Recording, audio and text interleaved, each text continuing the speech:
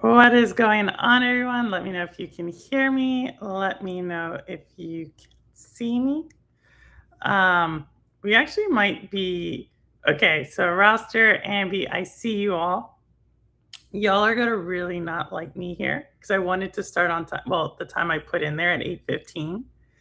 Um, but pretty good. Okay, you're doing well. Um, Well, we'll see how long it goes. All right. Like, I have not taken Remy out. Like, normally I've taken him out by now, and I haven't done that. And so I was going to try to take him out right now, but he just went down to his little dog bed. And so we might be good. We might be good. But just so y'all know, I may I may need to leave eventually to take him out. So let me know if y'all want me to start the show, or I can put on the wait screen and take him out right now. But let me know if y'all have a preference either way, because I do know like once I get into it. Yeah, it was raining today too. It rained a lot in the morning in the Northeast, so I'm pretty sure Roster got a lot of rain as well. It was just like it's kind of cleared up now, but hopefully everyone's doing okay. And free Remy, just let me know. Um, I feel all the time on my streams. Really? But you're not showing your camera. That's why I feel um so that's why I was like, I don't know, like I can put the weight screen on, right? And then come back. It'll take me like 6 or 7 minutes. So I don't know if that'll be okay. Like, let me know. Would you be okay with it or not? Because if you're not, I think he can go until like eventually 9:30, 10. Um, but yeah, if not, like I do have some stories, and like some of them are pretty good. Like, right, some of them are. Yeah, I have both Xbox and Xbox and PlayStation. I got EA news.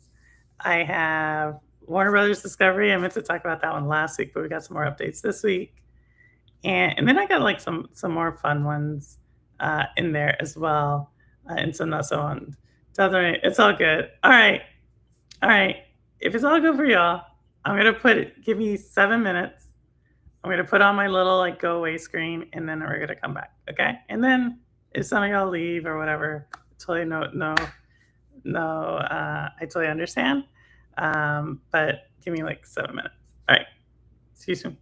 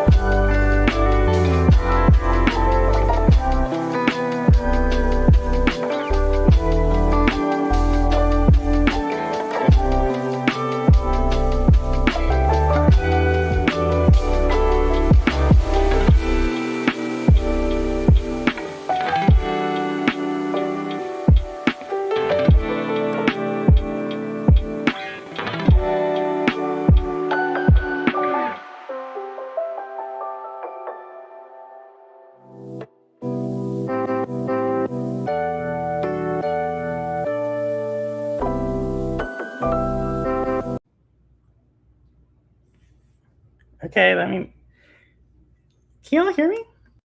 You can. I think you can. Um, I am back.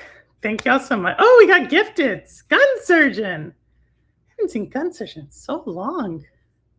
We have gifted. Ambi with 10 gift hits. Thank you so much, Ambi. Super great. Really appreciate that. We got Room Mumba got a gifted. Room came in a couple of weeks ago, caused a little ruckus. No, I'm joking. Room's good people. A little misguided, but good people. Um, but yeah, audio is good. Okay. It was telling me something else. It wasn't as good, but got done a little bit quicker. I went out the front door and realized that was quicker than going out the back door. Hey, Lo-Fi, what's going on? About to start. We started on time, but then I had to take Remy out, so it was kind of like late anyway. But hopefully everyone's doing well. And yeah, we're gonna start the show. We're gonna start like we always start. And I think what I'm gonna start off with is normally I wait till like kind of towards the middle when I'm already like really spiced up to go after one of the bigger stories, but I keep missing this one, so I do want to bring this up. Y'all know, like, really into like big time corporate lawsuits and mergers and things that are super anti-capitalistic, or like super greed. Hey, Crow, what's going on? They're shocked any memberships are left. Well, I know there was the one y'all that there was like that one day. It was like in towards the end of June, so it makes sense. There was like one day where it's like and we got it started off. I think Wit did something or something. Yeah, I think it was Wit. And then Lotus came in. And then it was like several people came in and did a lot. I think that one just lapsed. So we do. And Jeff doesn't like it to call it when we say it broke. Like, so now I'm making a point to say like we broke it. Just because Jeff doesn't like to when we say that. That's how I felt. Oh, really? It's like 3 or 4 minutes. But with that said, here we go. I'm going to start off with this one. Talked about this one a couple of times. It's a really big deal. I don't think gamers quite understand why it's such a big deal. Maybe they do, maybe they don't. But we talked about this a couple of times. This is Paramount and with their merger / acquisition of Warner Brothers. If we recall, back in like February, March, we were taking this one. We were looking at this a lot. This was where Netflix was also bidding on Warner Brothers. Netflix initially had won the bid, but Paramount was threatening to sue and some other things. Paramount changed their bid and ended up getting Warner Brothers.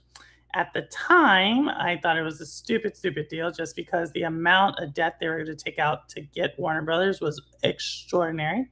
Also, I also thought that the deal could run into regulatory pressure. Now, if y'all remember last time, if you go look at my videos, last time I talked about regulatory stuff was with Xbox and ABK. Even though ultimately that deal did go through, virtually everything I said was going to happen after it went through actually happened. And so, but with this one, I am not going to take such a brazen prediction, even though I think I have more right to this time. What I am going to say, though, is that essentially this deal is right now not being blocked by the FTC or the Department of Justice like the ABK deal was.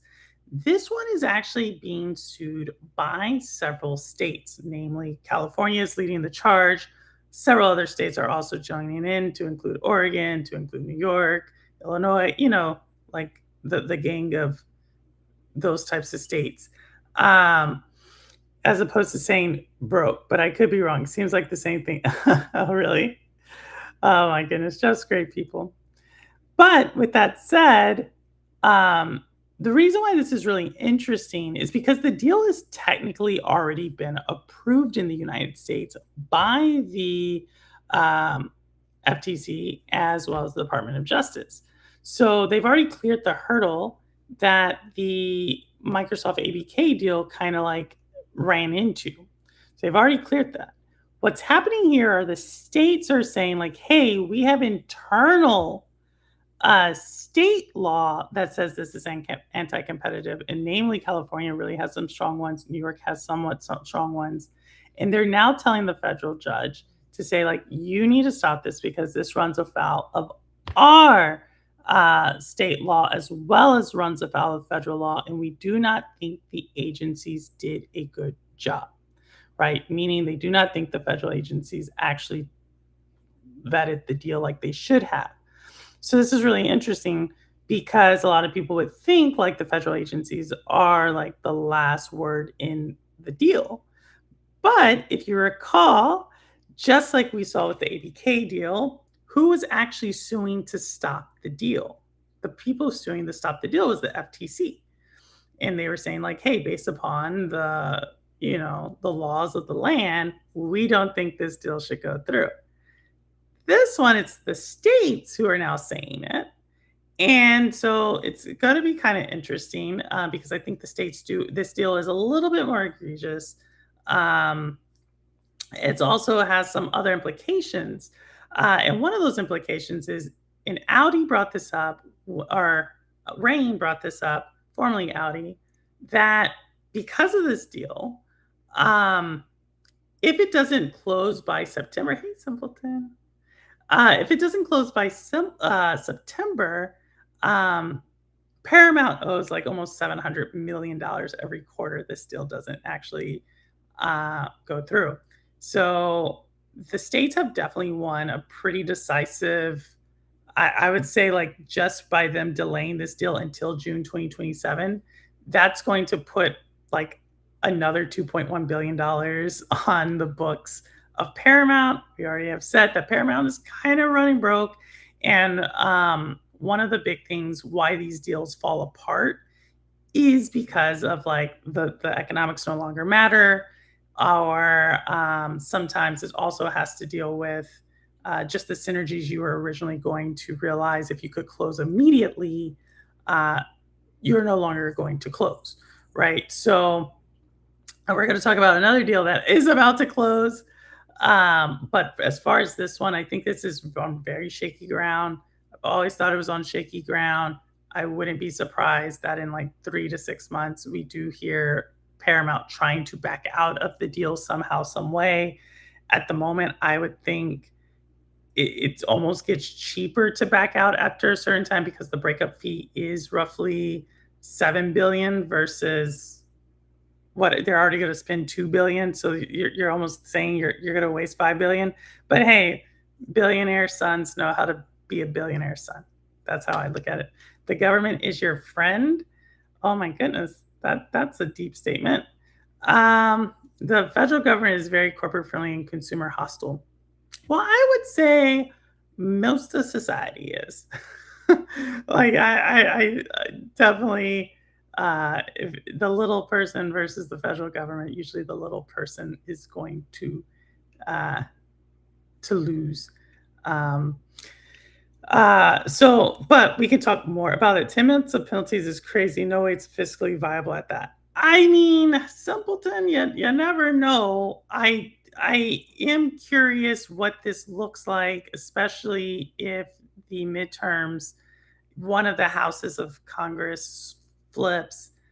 You then have Congress being able to bring people in, right, and question uh, deal calculus. If you remember, um, back when Lena Khan was actually challenging the ABK deal, you'll remember the Republican Congress brought her in to testify and really messed her up and so forth.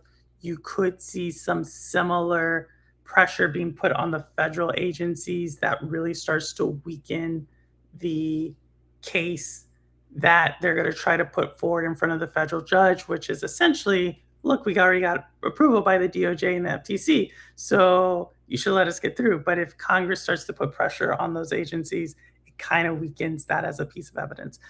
It's very interesting to me, primarily because I do think it showcases consolidation of a lot of power. But that's just me. All right. So With that said, unfortunately, we do have another major deal that did actually is set to close, and this is EA being taken over by Saudi Arabia. So y'all know Rebecca is really into this one because she is a Sims streamer. A lot of people in the Sims community are really have been trying to get this one done. I personally have thought that there's other things that Saudi Arabia should focus on when it comes to the defense, especially considering they just signed a maybe they signed it, maybe they didn't, a nuclear deal with the White House, which is kind of crazy in my opinion. But yeah, so this is essentially kind of the same deal, which is uh, they are set to close. This deal was a lot less. Yay, microtransactions. It could be. It could be. I'm not gonna lie. I have said that I think what makes money, the things that are most efficient to make money, which I actually think The Sims is, are probably not. They're not going to touch that stuff. I don't see Saudi Arabia really censoring it a lot. I really think this is their play to just have some type of foot in the um, gaming space slash uh, kind of media space. Like one of the big things Saudi Arabia is facing, and this is just in general, one of the big things Saudi Arabia is facing is their economy is like purely on oil, right? And so they are trying to diversify. I think this is a push to diversify them. I personally think if EA goes for 50 billion, I continue to say this. I think Xbox goes for like twice as much as that. I also think that's what Xbox's biggest push is. I will come back to that here in a second. But, hey, Obi, what's going on? Hey, Chair. Oh, wow, both y'all. How are y'all doing? But yeah, this one is set to close. I think it will close. Is it a great deal? I don't know. Again, I think Saudi Arabia has a lot of issues going on, especially with everything that's going in the Middle East. But hey, I mean, they want to. They that is their choice. I don't think there's any kind of regulatory issues with this deal. I mean, there's some minor ones, but this isn't nearly on the same page as the Warner Brothers Paramount deal. And I would say almost like also ABK Microsoft. It's not even in that. This one's somewhat safe. It's just if they want to do it, they're going to do it. So that's that deal. Those are our big things as far as deals. With that said, let's get to some other somewhat interesting stuff. So for y'all who play on the station that is Play or PlayStation, y'all probably noticed this. I had no idea this was going on, but there was this huge PSN outage that further added more fuel to the fire as far as an all digital future. Now, I'm not gonna lie, I think when I was playing PlayStation, there was at least 2, like, whether it was a PlayStation outage or an XDefiant outage, like, I think these things happen.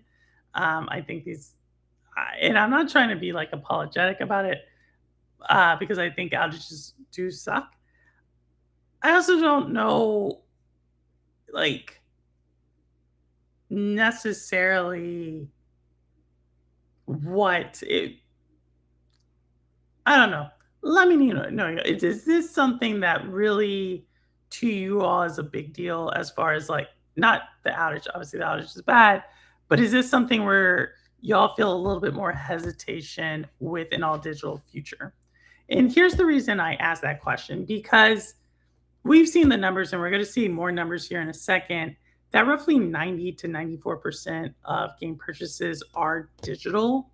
So my question is for everybody who's like, oh my goodness, this is why we don't need all digital games.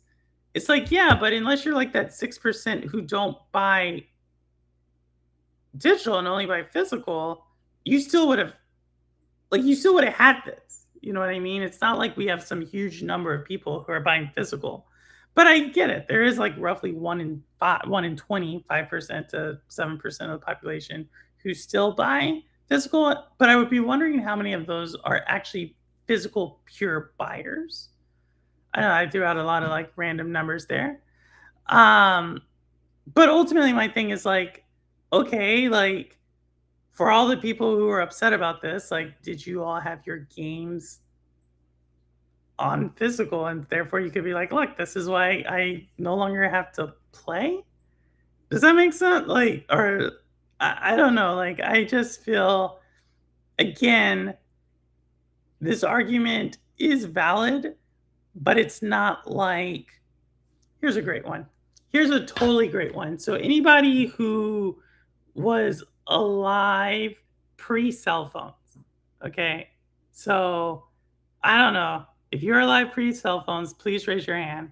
Like, and I don't mean like the brick cell phone where you're like, "Oh yeah, I was alive, but cell phones look different." I'm talking about you were alive before cell phones were a thing. Like there was no cell phone.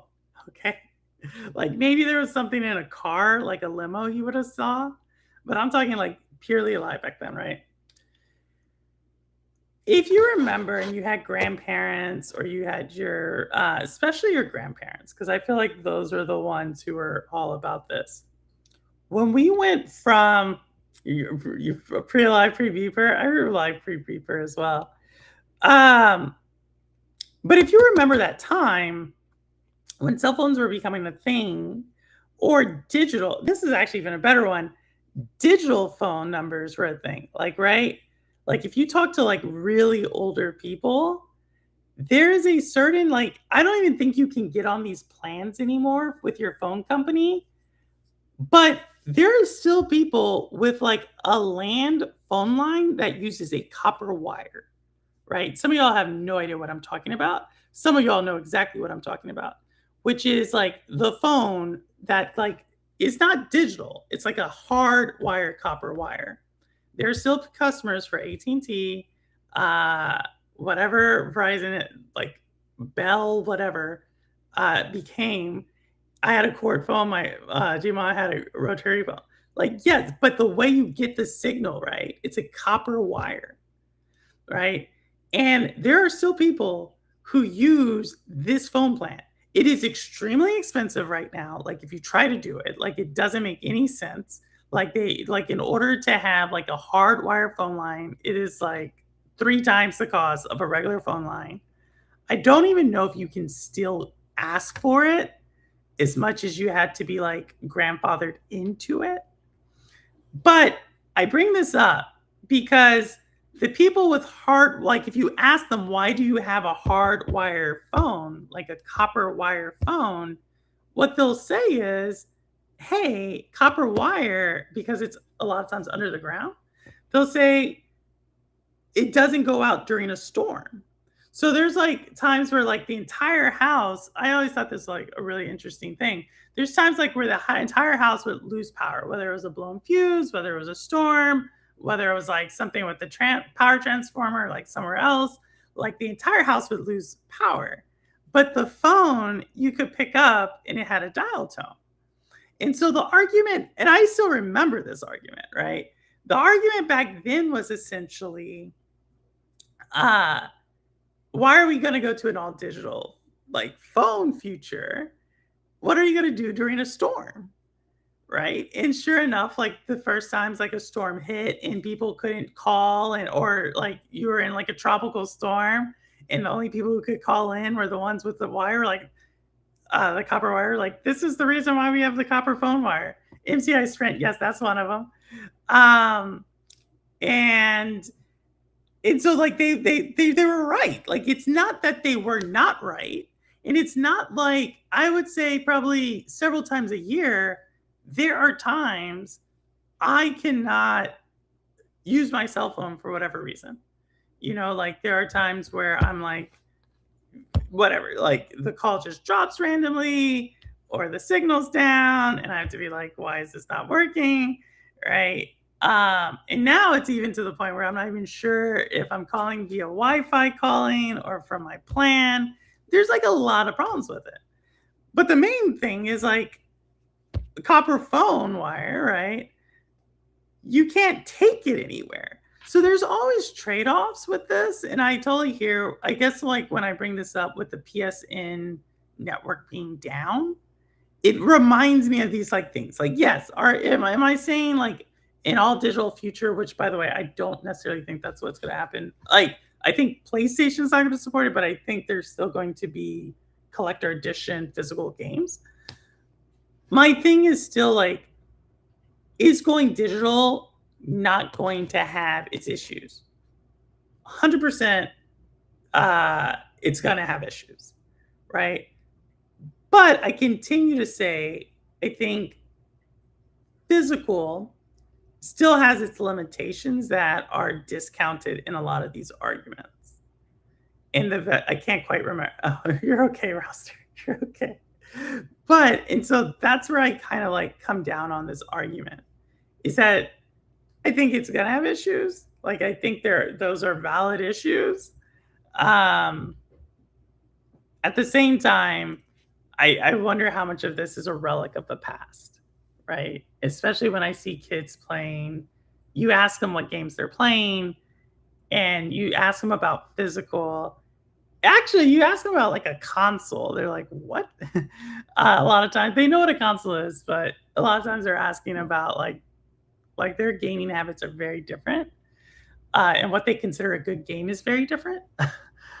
But yeah, I think like if you ask some people who play on PC, like, do they remember when you could buy like PC games physically? Like, that's a like if I ask someone where would they buy a physical PC game, I guarantee you they would not know where to buy one.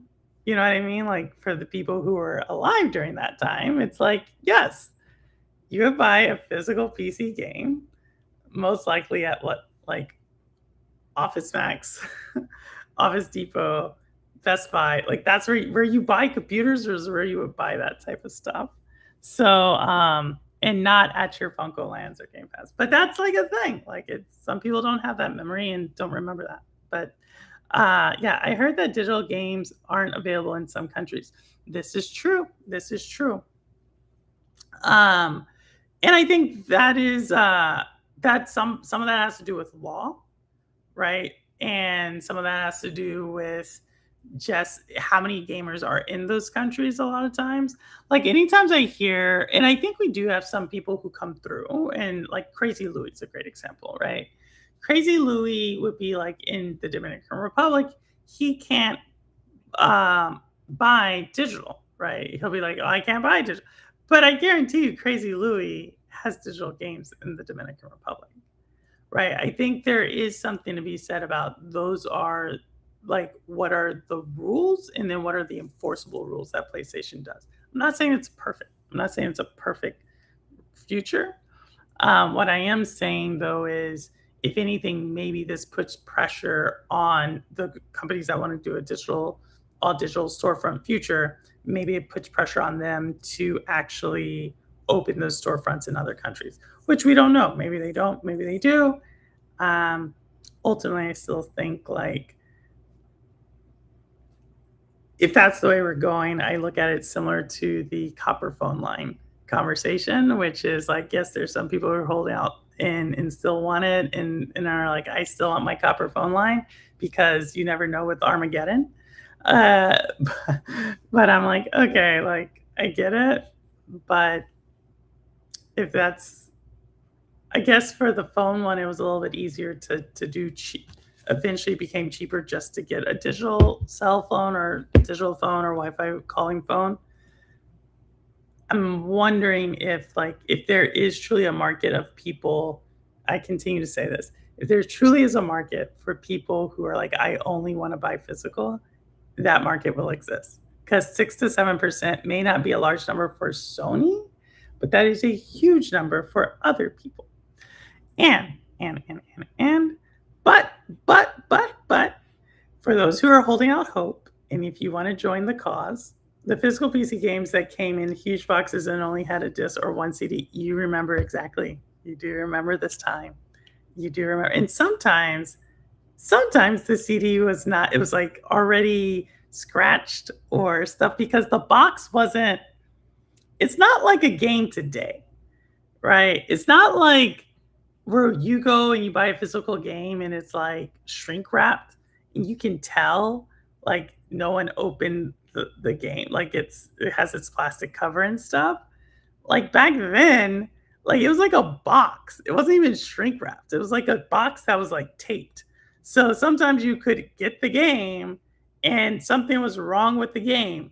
Like, I continue to say, like, I had this game called Ambush, something of Anwar or something, Ambar or something like that. That was the name of the game. And it had, like, this orc, and he was, like, jumping on the cover and about to hit some archers.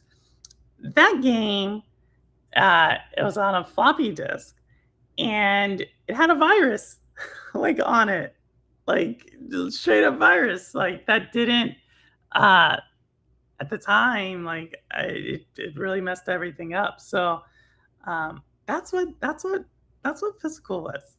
That's what physical was. I have a copper landline, it's the phone number I give out first. Oh my good, do you really? How much do you pay for that? That's crazy if you do. Let me tell you why I am for digital now. I feel like the fear of missing out due to your DRM being revoked makes you live in the present. Carpe diem, seize the moment today that will forever memories. I think, look, I still think you need to have choice. I think there are some losers in this future, right? Don't get me wrong. I think there are some losers. I just feel that there's also markets find a way, and the vast majority don't buy physical. You know, like when I asked the audience who buys physical, the only one who said it was Mel. So give shout out to Mel. Um, you know, Extra Life Reviews. Like Mel's like, hey, I went and bought, I think it was Assassin's Creed was the game he was playing. He's like, hey, I went and bought Assassin's Creed.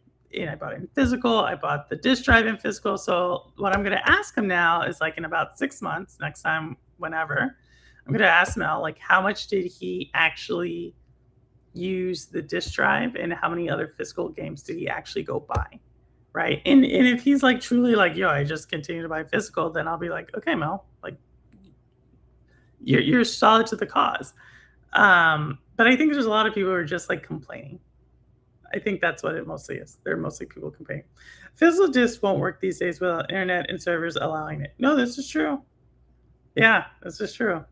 And in my opinion, like 10 years, it'll be probably like kind of the same thing.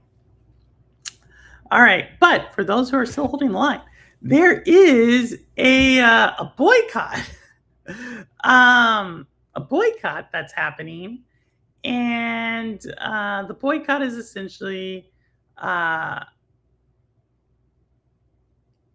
for people to not play PlayStation for a week next month. And so far, from what I've seen, that there's like 24,000 people who are already signed up for this. It might be even more. I think I have a PlayStation. I didn't have any intentions of playing it next month anyway.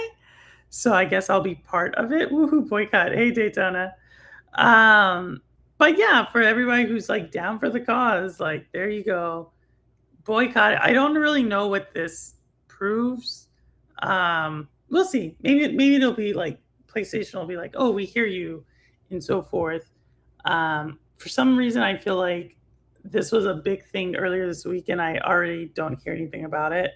So, yeah, I don't know. I don't know. I don't think this is going to be like we're boycotting. Um, we're boycotting some other stuff. So if y'all want to see, here's the statement from the people who are claiming about the boycott. And so I'll let y'all read that. I can't participate since I haven't bought a Sony product since the Walkman. Hey, that's a legit thing. I bought some Sony headphones. I think that's the last Sony product. Sony headphones or the living room TV is Sony. Those are the last two Sony things, I'm pretty sure. Maybe this is my way of accepting it. I stopped physical though. Once Cowboys showed me that full game isn't on disc, that broke my poor little. Really? Yeah, I mean, I don't know. I feel bad. When was the last time you bought physical though, Obi? When was the last time you bought it? Because if you truly do buy it, and I want to make this very clear, like I see a lot of people who are like, hey, that's how I buy the game. That's how I save money on the game. I totally think there's a community that this is how they game, and but those people, um, that's who I'm kinda, like, concerned that's the community. The community is like, "I've never buying something in, like, 10 years." I'm like, "Okay," like, anything. Um, Same Rouster, same Crow. I've been boycotting PlayStation for 20 years unintentionally. Unintentionally? I think you've done it intentionally. Crow, I remember when we went from Stadia, you're like, "I'm never buying," because you joined Stadia because you didn't wanna buy a console. I think that's intentional.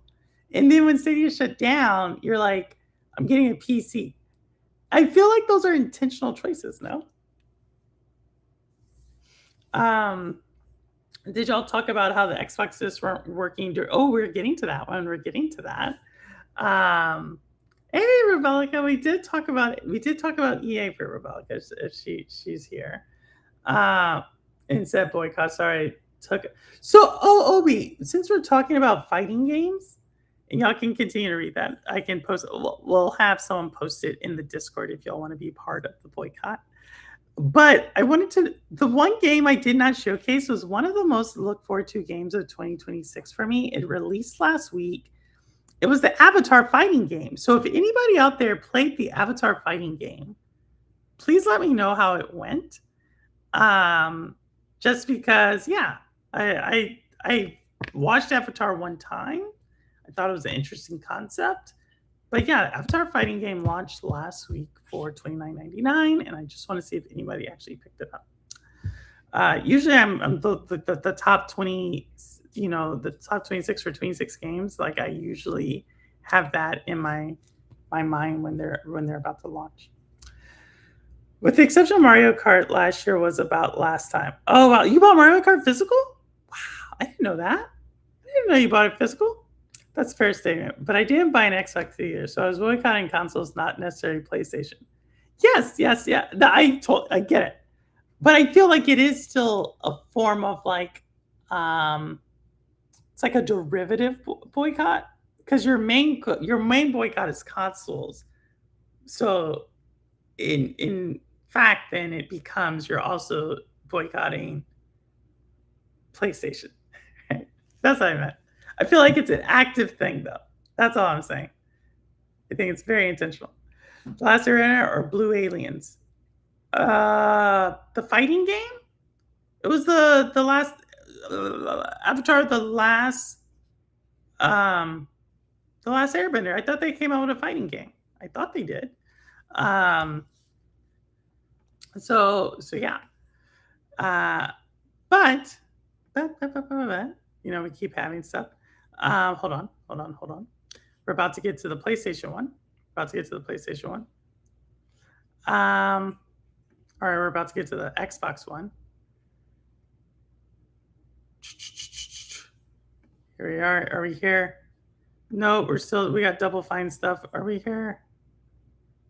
Here we go. Xbox, as y'all know, they also had an outage. They vowed to do better. I think this is an interesting one because, like, what else are they going to vow? Like, you know what I mean? They kind of have to vow to do better. So I thought that was kind of an interesting point there.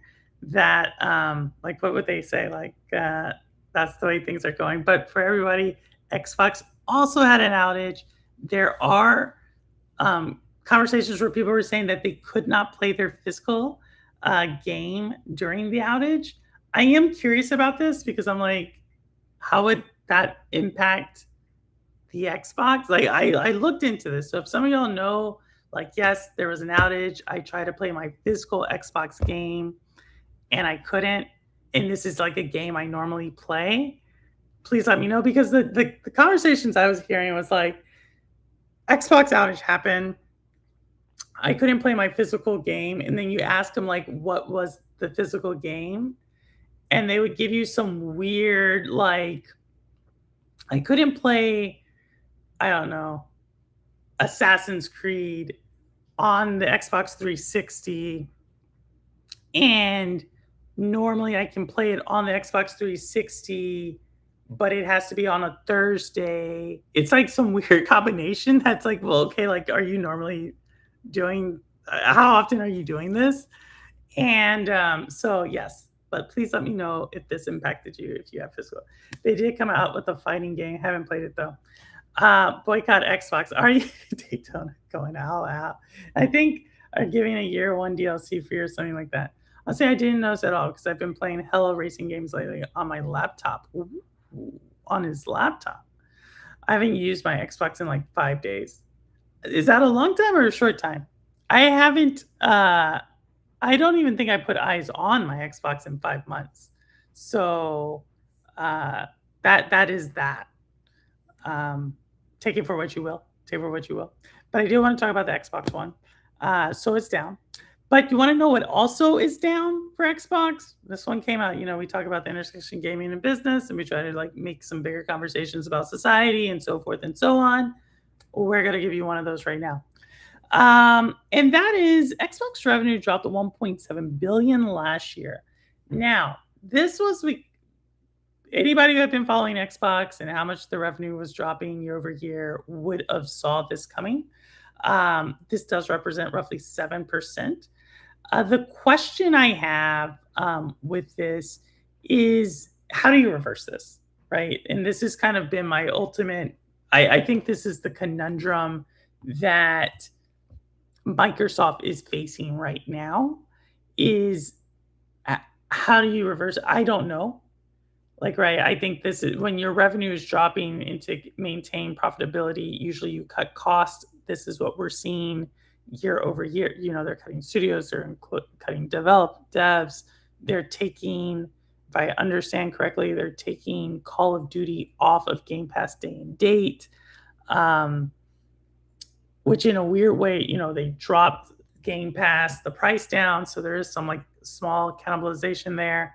So I don't know. I think they're in a very tough pickle. Very, very tough pickle. All right, let's see. Physical is a luxury. Hey, Marcus. This is a luxury and a privilege and an unobtainable dream. Ooh, okay. This one's deep. This one is deep. Let me see what you have to say. At home dream for 2 generations trapped at home, jobless or eternally transient renters. They have nowhere to call a physical home, let alone a bookshelf. I agree. Like, I mean, that is a dark dystopian present that you just described, but I think it's a true dystopian present you just described for a lot of people. I forgot we have an Xbox. I've never played a game on it. Never?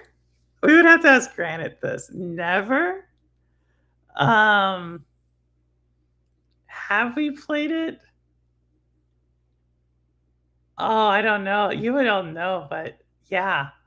I mean, Rouster has one, so I know Rouster plays it. Like, I know Rouster plays it, and I think Spartan plays it. Lotus, we got a lot of Xbox fans. We got a lot of Xbox players still there. So as long as they have somewhere to game, and I used to be able to say this. I thought the Xbox Series S was the best deal in gaming. I don't know how much that thing costs now. So I think the best deal in gaming is buying something used, like a really refurbished console, and going that way. I'm not sure if buying it new is the best way anymore. So yeah, so that's where I got to go on that one. That's the longest time for me. I would use my Xbox at least for a little bit every day, every other day. Wow, Daytona, how much do you game? That is serious. Probably not going to use my Xbox for a few more days because I just don't feel I need to at the moment. That's fair. So Xbox S, Series S, I'm not entirely sure. It's a good one. It's the smaller one. It's the smaller one. Yes, I got my S for 225, then my X for 300. I remember you got both of those. You so wanted that Series X. I remember that.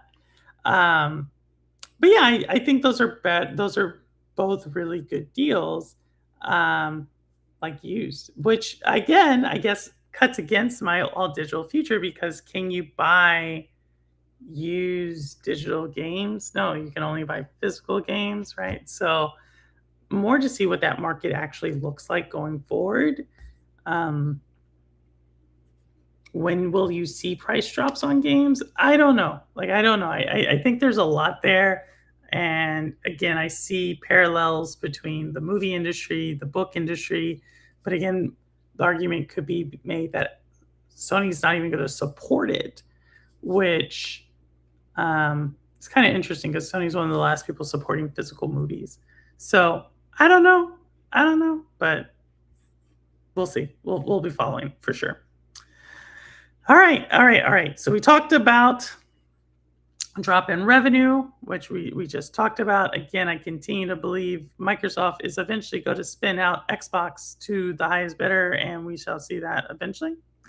But the next one is this, and that's the Xbox CEO Asha Sharma gives an optimistic outlook despite grim fiscal earnings report.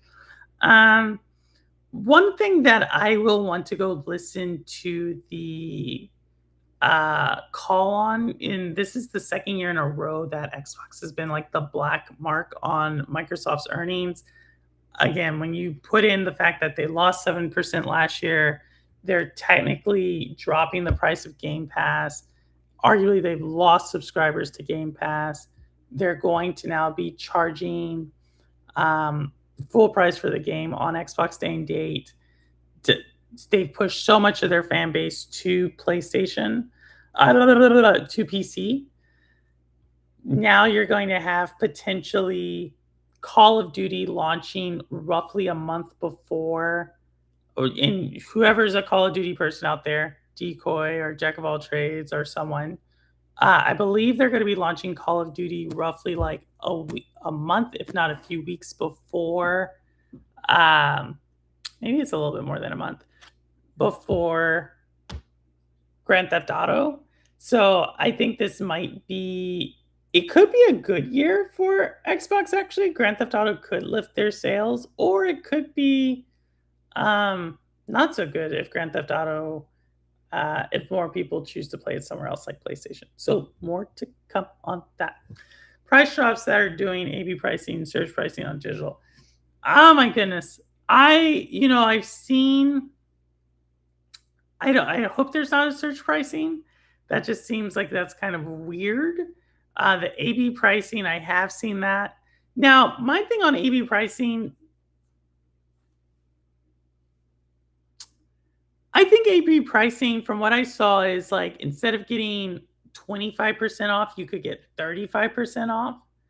I'm not exactly, I think this type of pricing exists a lot of places. And what I mean by that is, how many times have you, we're going to use a phone argument again, or a credit card argument. Like many times, new customers or customers that aren't as frequent get a better deal than the customers that show up every day. That happens across the board a lot of times, right? Maybe talking about like sometimes, when you go into a restaurant like a Subway, it'll be like whatever the sandwich or whatever the restaurant will be limited to per person. Um, and so theoretically, you could say like the person who goes there a lot of times, if it is a restaurant or whatever, they are kind of getting cheated because they actually go there more than the person who barely goes at all and only came in for that, whatever that amazing deal was or promotion was. So I'm not sure A/B pricing is necessarily a revolutionary idea as much as it's a new idea to gaming, because I actually feel like retail in a lot of companies, other industries have been doing A/B pricing for quite a while. So that's how I feel like on that one. Prices will rise, politicians will philander. Ooh, this is a possibility. Grand Theft Auto 6 is projected to make more than $2 billion in its first week. Yeah, so if Grand Theft Auto makes $2 billion, like what is the cut of that? What is the split between PlayStation, Xbox, right? How many people play it on PlayStation? How many people play it on Xbox? And then you take that number and you put like some with the price of the game, and you put like a what is it, 30% is the charge that Xbox takes from Grand Theft Auto. So it'll be interesting.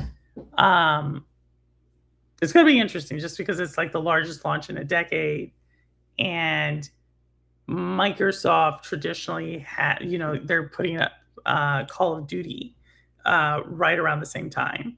So, do they see some hemorrhaging from Call of Duty, people going from that game and putting that money now towards Grand Theft Auto 6? Like, right? Do we see some of that? I will know this answer by January. So, it's something I'll be looking for is do we see that it was more flat year over year, or do we see it rise, or do we see it not rise? Not sure. It's not legal in the UK to offer new customers better prices than existing customers. Well, it is here in the United States. And service providers of utilities must present you with the cheapest option for you. That's because you have better regulation than we do here. That's the best way I can say it.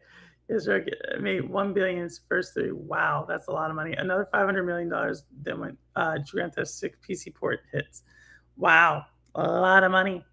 Quick search says 23% of Grand Theft Auto 5 players are from Xbox. So that kind of tracks, right, with what we thought is like the split of. I think it's Call of Duty, we see this similar split, like 80% play PlayStation, 20% played on Xbox. So I think that tracks well. But again, maybe not as well, right? Because I feel like, okay, I'm about to give you all some crazy numbers, right? Because Grand Theft Auto 5 is still played on Xbox, the Xbox One. So what is the proportion of Xbox One players, or what is the proportion of Grand Theft Auto 5 players who are playing it on the Series X and S versus the percentage who are playing it on the Xbox One? Because then that may not actually be indicative. But we'll use 20% to 80%. I think that number is a little bit round. So does that 20%, let's say if they make 2 billion, which was Daytona's number, so 20% of 2 billion is 400 million. If we take 30% of 400 million, it's $120 million. So Xbox making $120 million on Grand Theft Auto 6 just launching, like, that's not nothing. But when you're talking about that Xbox has made 21 billion, it accounts for like 1 to 2% of their sales. So is that enough? I don't know the answer. And if the trends for Game Pass continue, I don't know if you make it up. A lot of consultant math right there. A lot of consultant math. Not in the first 2 weeks. It's not going to hit 200 million copies. It may. Oh, I see what y'all are arguing. 35 PlayStation, 40 something PC. Quick search says 23% get players from Xbox. So interesting. This is actually really interesting. So what would be the split for the new one? It's going to be interesting because if we just look at, how many times am I going to say it's going to be interesting? If we just look at the install base of PlayStation versus Xbox, it's like 70-30. So yeah. And then if I look at Xbox players and the percentage that are like Game Pass Xbox players versus the percentage that are like buy everything, we'll see. We'll see. If it doesn't work out, look out below. But yeah, more than happy to walk through any of my math right there because I did a whole bunch of math.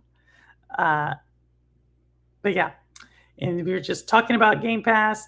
Got a video on this on the channel. We have a video. Game Pass was supposed to save Xbox. Instead, it's killing the company. I would not say it's killing Microsoft. I will say that I think it was a strategic, maybe even a philosophical error on Microsoft on this point. It makes you question if they had came to this decision a lot earlier, will we still have Google Stadia? I don't think so. But it is kind of a sad thing because I think what Xbox was trying to do was noble. I think it was misguided, though. I'll say it like that. There are also fewer devices that it will play on. 200 million is the total address. That's what I was kind of getting at. market at launch, plus many regions have age verification loss. Yeah, so I think the total player base is probably something closer to 110 million this year if I take PlayStation and if I take Xbox. And if we were to put out of that number, let's just give it a healthy like 25% of players on both consoles will buy the game, which is an incredible number if you think about that. But 25% will buy the game. Well, now you're looking at like what, 27.5 million times. Yeah, I think it could get to that 2 billion number. I think that it's defensible. You know what I mean? Because if the game is what, $80 and I put a $80 on 27 million, yeah, you're getting close to that 2.1, $2.2 billion. So I don't think our numbers are that far off. Can you walk us through it and use a whiteboard? I could potentially do that. I want a glassboard like IBM uses. I think I just did it. Right? My math checks. Ask Simpleton. Simpleton, my math checks, right? You knew where I was going with that. I took the just total market. I put like some proportion of the market based upon like a solid projection of 25%, which I think that's actually generous, but I went with 25%. So if the total market share is like 110 million and then 25% of 110 million is like essentially like 27.5 million, right? And then 27.5 million, and then you take essentially like $80 of that, right? 27.5 times 80, which, I'm going to like just round down to like 21.8 or something down there. So we'll do 22. So 22 million and then times 80 or times whatever the number we have. Yeah. I think we're solid. Stadia was never intended to last. It was an experiment by Google that tested their cloud infrastructure and now sell the tech. And I still have their controllers. I still control their controllers. So yeah. All right. So as the world turns and we go to more news,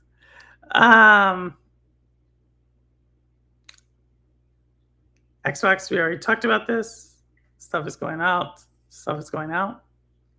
And before I get to anything else, we do have some news from Capcom. We do have some little news from Nintendo. Oh, Yankee Billions. Yankee Billions? What's Yankee Billions? What's that? I don't even know what that means. You capitalize Yankee. That's why that one, you're throwing me off on that. But here we go. Any Batman fans out there? I got you covered. Because with that, we have a Batman. Whoa. Why can't y'all see me? We have a Batman game. All right. And as I put this one up, I will be getting a drink of water. Here we go. Rewind. Checks Purple's math for logic and efficiency. No notes. Your math works. Thank you, Simpleton.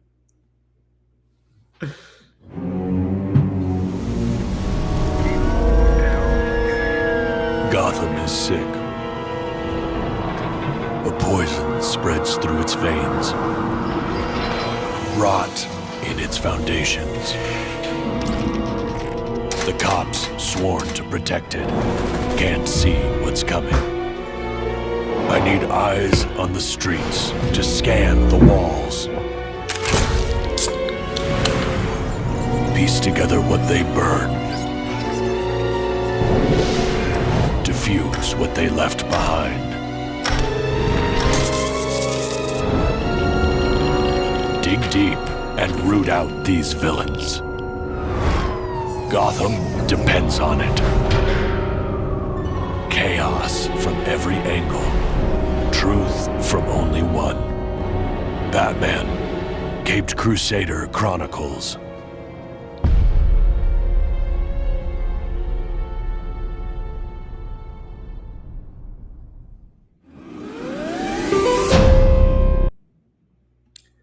So shout out to Ron Slusher and Amazon Luna, because I would say that that has probably been one of the biggest shockers of the last 4 years in gaming for me is that Amazon Luna is still around.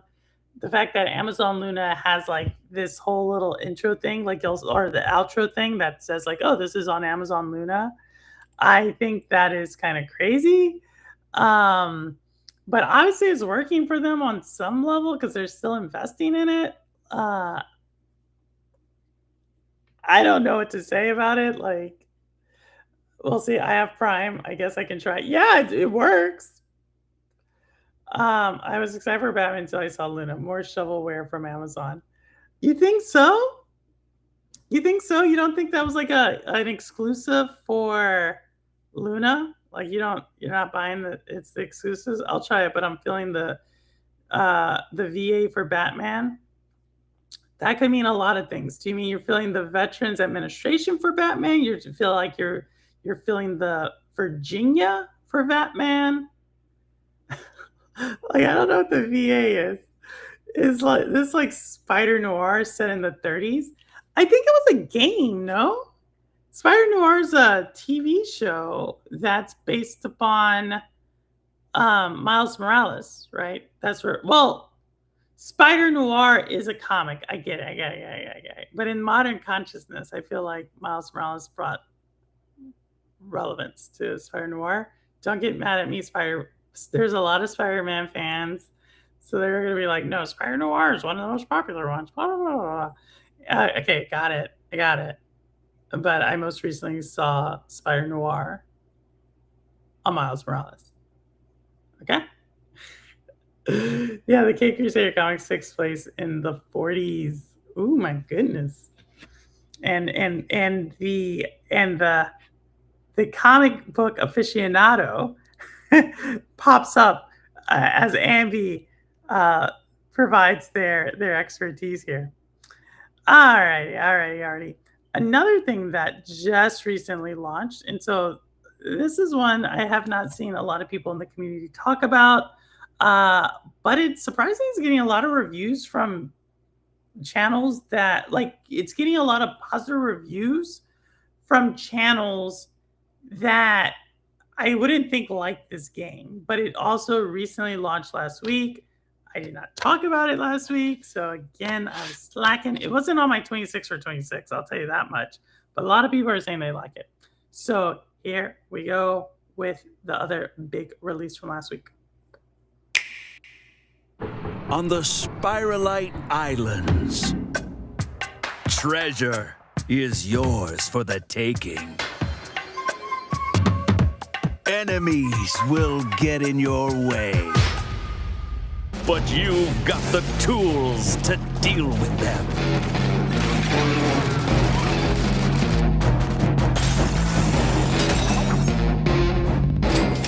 There are all sorts of strange environments, and the deeper you go, the more treasure you'll find.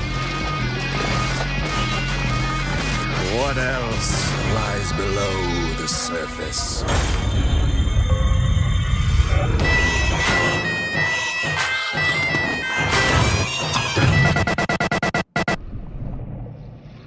Splatoon Raiders, available now.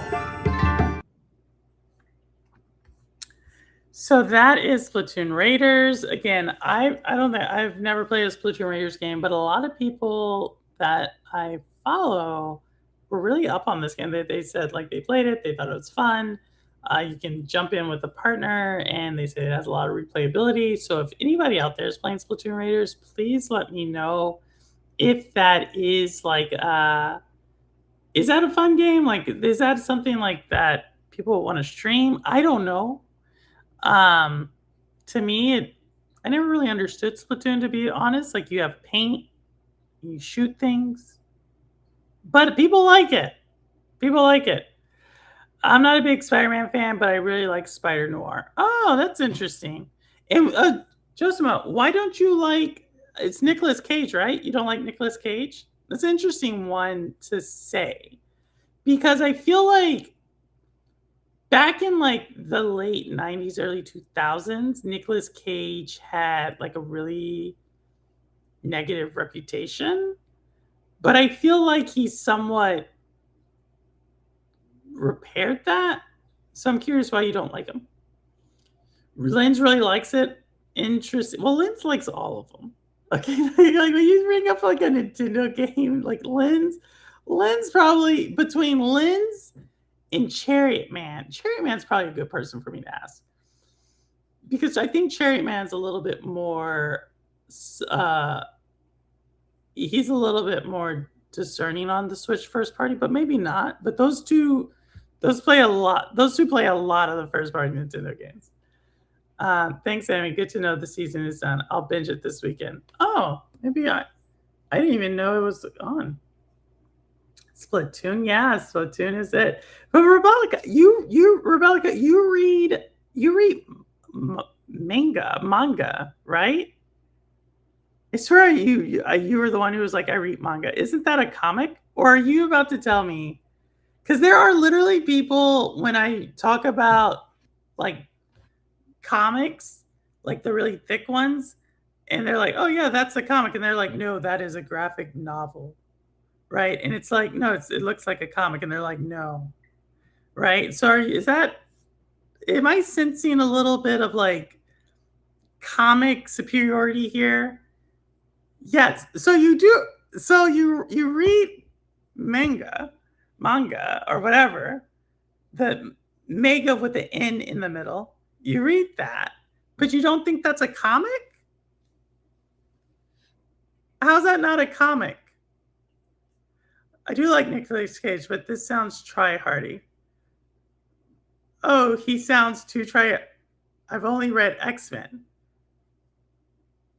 But yeah, that's an X-Men. That's a superhero comic, but I feel like you're reading a comic of like I feel like the graphic novels are comics or is like I don't know like I feel like when I see like pictures with words for when they're talking and drawings. It's a comic. But maybe I'm offended. I offended the Spider-Man fans earlier. I feel like I always offend Batman fans. I feel like maybe I'm offending the manga crowd. Willy's Wonderland starring Nicolas Cage is fun watch. It's a counterfeit Five Nights at Freddy's. And Cage has like 10 words total, but it's good. The movie I saw with Nicolas Cage that I liked was Pig. I didn't think I was going to like that one, but I actually did like that one for some reason. It's that there's so much comics and I don't know where to read back issues, and I don't like jumping in partway through. That's fair too. There are tons of comics. I want to like manga. I just can't read right to left. Oh, is that how they read those? They don't have it left to right. You have to read it. Or is that how you read like the Japanese? Is it like a translated version, or are all of them you read like that? I thought a graphic novel was just whole volume of comics. Is it not? Well, Josma, I would challenge that definition from just being thrown to the people who say this. So a graphic novel is technically like an all-in-one story. So like the one I think of is like Watchmen, right? Like to read Watchmen from front to back is like that is, you know what I mean? Um that's like the story, right? Or Snowpiercer. I read the comic Snowpiercer. Yes, there's a TV show. Yes, there's a movie, but there was a graphic novel for Snowpiercer before either one. And so I read the graphic novel of Snowpiercer, where it's like one story.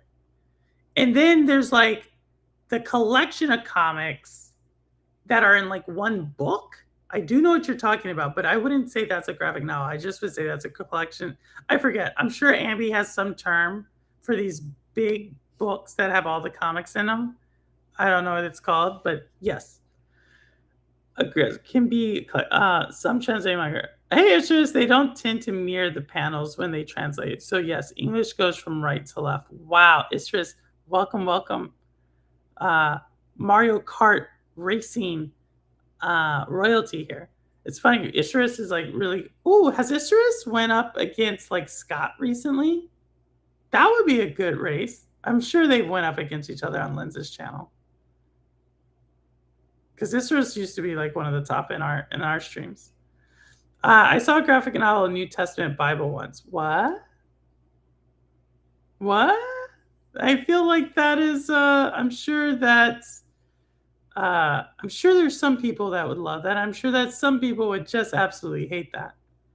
Um, Comic stems from the ancient Greek for rivalry, so I think a lot of things we call comics don't have the characteristic anyway. Oh, of course, Marcus brings us to like the root word of comic. I just Pocopia these days. That's it. You just Pocopia. I did. I was sorry. Pocopia was rated the number 5 on Switch It Up. The Nintendo's they're a big Nintendo Switch or Nintendo channel, and they had Pocopia at like number like 5 or 6 as the best Switch 2 games to have released. Right now in Sonic Racing, it's so chaotic. 4-on-4-on-4. Oh my god, is this the one with the lines? I can't stand that in Sonic Racing. Like where like you have some lines and you know where each other are. Oh my goodness, that is so crazy. A graphic novel is a standalone story told with pictures like comics. A collection of comics is an omnibus or trade. Trade! That's the word I was looking for. Oh, Amy did say trades. Amy did say that. Okay. So sorry. I was like, trades and omnibus. What does that mean? Now I get it. Trade is the word I was looking for. All right. So there we go. I think we're all in agreement that it could be a comic. And I think we're all in agreement that if Rebecca read manga, she's read a comic. I guess that's where that whole tangent went. I was like, I think she does read these. All right. We did talk about Diablo, so we have a little bit of Diablo news. Diablo 4 will finally let you play the same character each season. I'm not gonna. I didn't know this wasn't a thing, but I'm happy that I don't have to switch my characters. Thank you, Crow and Rouster, who are always switching characters and leveling them up. Sometimes I want the same character, and I just want to do stuff with that character. But let me know to Diablo Faithful, is this a quality of life issue that you're okay with? Or is this pure heresy that you have a lot of pent up anger about, and this now is taking away from the integrity of the game? I asked the Diablo fan base this just because I could see it going both ways. I could see it honestly going both ways for some people. Okay, finally. Okay, Crow says finally. I get sick of deleting characters each season. There we go. There we go. I didn't know this. Interesting. Oh, Rouster has mixed feelings about this. Rouster, I can feel Rouster is having. There's a disturbance in the Diablo 4 community. I feel like there is something wrong with this. Oh, did you hear about AI companies buying up rare books, scamming them, and destroying them in the process? Whoa! I didn't know that. I did not know that. I didn't hear that. I did hear that Anthropic paid some $7 billion or something like that, $3 billion, $4 billion to some for copying like 7 million books or something like that. I did hear that. But I did not hear about the book destroying. That would be weird. Or that would be shameful. This is dystopian. Yes, I've seen the clips. You have? Yeah, my goodness. Who was the AI company? I don't know it either, but it's good news for me. They didn't get my rare books. Oh my goodness. I have one rare book. I have a very old copy. So don't get mad at me on this one. I have a very old copy of the Jungle Book, like an original print of it, just because when I was young, I used to love the Jungle Book, And then as I've gotten older, I've realized, Rudyard Kipling was, like, a raging racist, and I have mixed feelings about that, but it's the book I have. So like, I spent money on this, like, rare Jungle Book, and like, I tend to still like some of the stories, but then I realize, like, the entire stories are about,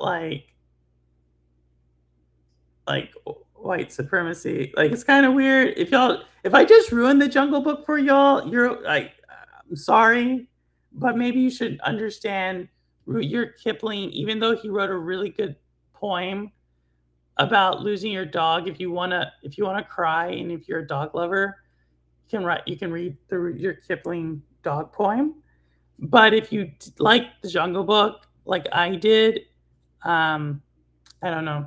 It's okay to have mixed feelings about it.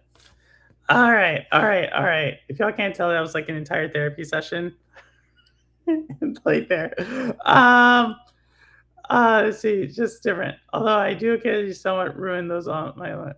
Um, Diablo 3, I played it last year. It's Anthropic. Oh, no.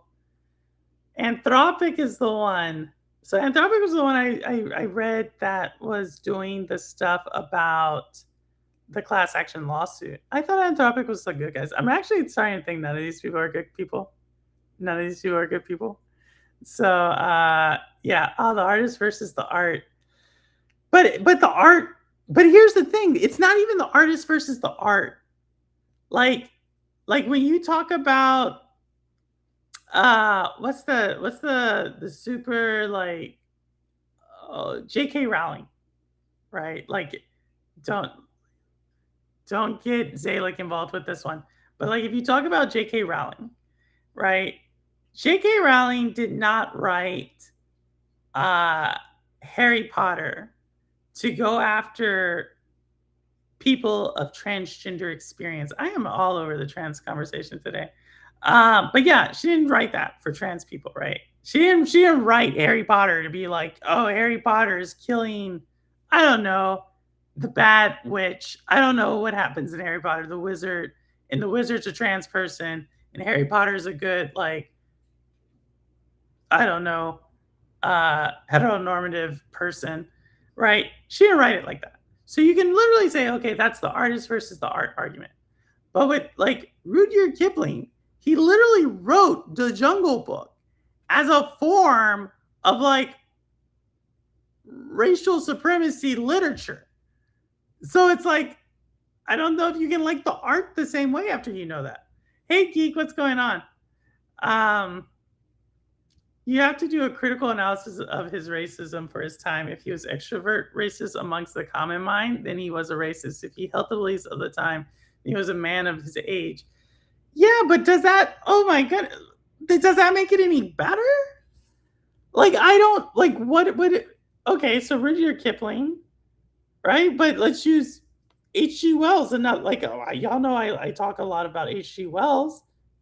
Like, I don't think that's I don't think saying holding the contemporary view, the contemporary racist view, is a defense of the idea, right? Or the defense of the man. Like, I think you can't. Oh, I didn't put eyeliner. I just realized that. Or mascara. Yeah, I don't know. I don't know if I can do that. There's plenty of like people who were like anti manifest destiny type of ideology during this time frame, and Rudyard was not one of them. I only know the Disney version of the Jungle Book. There's multiple. Which Disney version? The older one? Well, the Jungle Book, the actual Jungle Book, it's kind of like the Brothers Grimm fairy tale. It's like several. If there's like obviously there's a story of Mowgli and Baloo and all those people. Like there's that. But if you ever read like Ricky Tikki Tavi, the one with the mongoose and the cobra, that's like an original Jungle Book story. There's also one with like this white walrus, which is really on the nose for this time frame. There's like several stories in the Jungle Book that And but the ones that I really remember is like Ricky Tikki Tavi. So if you know the story of Ricky Tikki Tavi and going and killing the snakes, that's like a Jungle Book story on top of like the actual original Jungle Book stories. We're just talking Jungle Book, geek. Just talking Jungle Book. Hey, Cherry Man, have you played Splatoon? I meant to ask you that. Have you played Splatoon? How do you like it? Since so long dead and artists can't control how their art is consumed, so whatever is intention, if it means something to you, that's just art being art. Yeah, but I think like the interpretation now understand. So that's the difference. Like, I guess that is a deeper question, right? Like when you first encountered the art and what it meant, and or when you first encountered the art and how you interpreted the art, versus you then relook the art with different knowledge of what it meant. Does it change how you look at that symbol, right? And so, like a great example, there's so many examples that I could point to where it's like, oh, that's a cool symbol, and then oh, that's a symbol of hate, right? Or something like when you actually know what that was and that may have been used to uh, oppress a population. Like you can't unsee that at that point. Or maybe it's just me. I will. Maybe it's just me. Tim Hortons has a new Harry Potter promotion starting in a few weeks, and my Facebook is blowing up over it. Oh, really? I can imagine they don't like it. Oh my goodness. Yeah, I don't know. I don't know. I don't know what to say. I just binged the Harry Potter movies recently. I was thinking of starting the game. It's supposed to do really well. A lot of Ray the gaming cyborg's the only one who I know really played it. It makes it an awful lot better because I imagine in 4 centuries from now, the idea that we ate animals, which I do, will be frowned upon greatly as barbaric insanity. Maybe, maybe, but I mean, I think some people would say that now, right? But that's a belief. That's a belief, but I don't think you're making art about killing animals. Like, I think that's like there's a difference between making art about killing animals and making a book about like oppressing a group of people, especially when you start talking about like some of the things they did during this time during colonialism. Like I think that's a stretch. No, maybe just picked up Xbox 360 today. What geek? Why are you picking up an Xbox? If Geek is telling me he picked up an Xbox 360 today to play physical games, that is someone who's dedicated to the craft. But I said we had to read him critically, and you must ask, would he have had the exposure to the ideas that you would want him to have had? For example, do not know how to formulate. Oh, I don't know how to pronounce the last word. Well, I struggle sometimes with. We're going to come back to your question, Marcus. Well, I struggle sometimes with Ron Kinshin. The author is 100% a pedo, and with that perspective, you could use some of the characters in the manga as being groomed. Has he admitted to that? Or is it just the interpretation? Because then I think like this then offers like, yeah, I think this is the split between the Harry Potter example and the Rudyard Kipling example, right? Where you're like, well, the interpretation could be interpreted that, or like the vision was actually that. Like you don't know, right? But this one we like know. And I think that is like where I'm like, I don't know. What do you think of Huckleberry Finn? A lot of schools have outright banned it.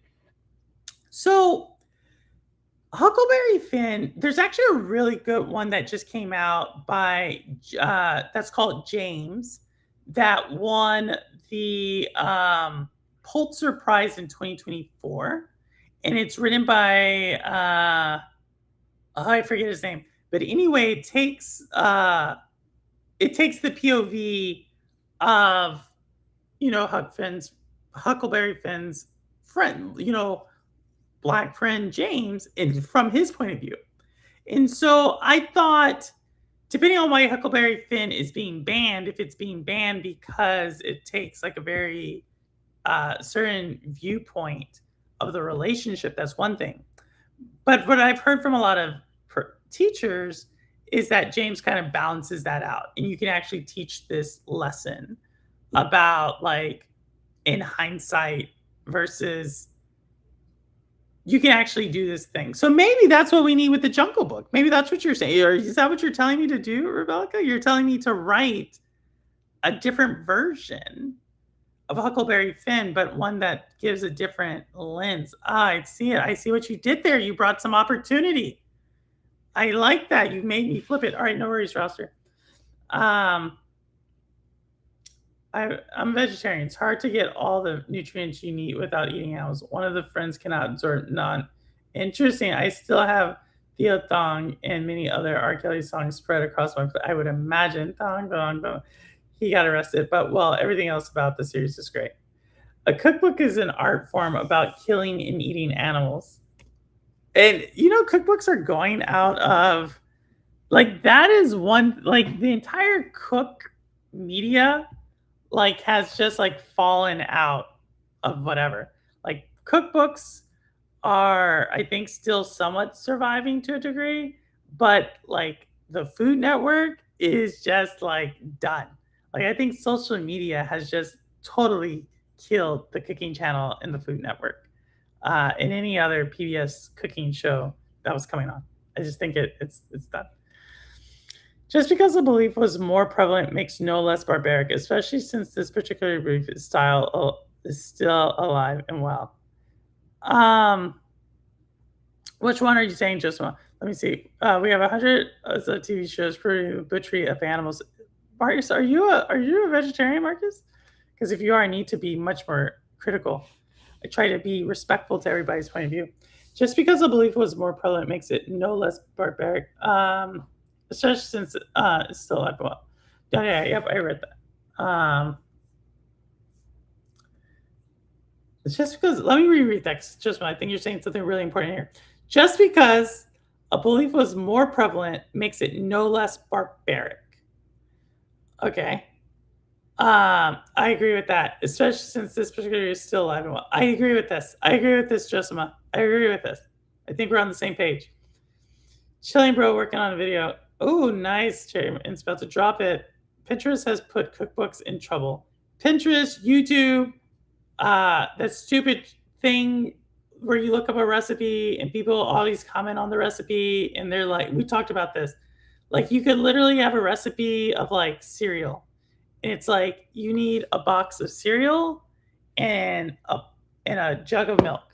And you mix them together. And if you want, you could put some like sugar and some raisins on top, and boom, you're good. And these people will be like, so I didn't have any cereal, but I had pancake mix.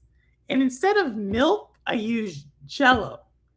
And I know you said to use sugar, but all we had was some cayenne pepper. And then I also found that I had some raisins, but they were like 2 months old. And this recipe does not taste good. And so they'll downrate the cereal recipe. It's like you didn't even follow the recipe. Like I swear every recipe online has some person doing this. This actually drives me insane. This is like one of my top 10 pet peeves of all time. Drives me insane. All your recipes come from Pinterest. That's an interesting. I didn't know you were on Pinterest a lot. Food blogs are really struggling too. One I follow hardly gets any traffic now because Google AI skims the recipes, shows them on the main page without sending traffic to the. That is horrible. That is so horrible. I hate that. I don't know. We've had conversation. We've never like had a true conversation about AI. I feel like that probably is coming. Like a true reckoning. Kill AI. I don't know if you can kill AI, but I do think can happen. And Marcus is in chat. I think AI is going to pop. I think that bubble will pop relatively soon. And there is that. Wingdabla is rather annoying and weird. Is this Internet of Games? Is Winger drawing with their pseudo intellectual surface level thoughts. It seems like they have schizophrenia too. Has anyone seen their channel posts? Who is this? Is this who is it? Is this Daytona? I brought a fan into chat. That's nice. Hi. He's Marcus is good people. Marcus is good people. Wingard, I can't even spell it. I don't know how to pronounce the name.